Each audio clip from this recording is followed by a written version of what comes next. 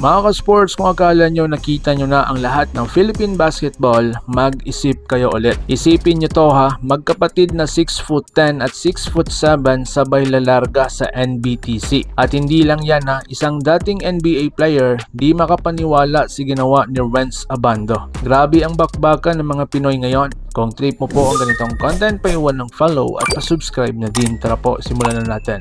Mga ka-sports, kung hilig ninyong bumili ng mga Gilas jersey, Gilas accessories at mga gamit na pang basketball habang nanonood po kayo sa aking mga videos, kindly check this basket on this lower part ng ating video at magpa-pop up yung ating mga items sa gilid. Mga legit po yung mga items dyan, and see to it po na makabili po kayo ahead of time kasi meron po yung mga discounts and mga promos depende po sa seller. And also, kunting suporta din as a content creator po. Salamat!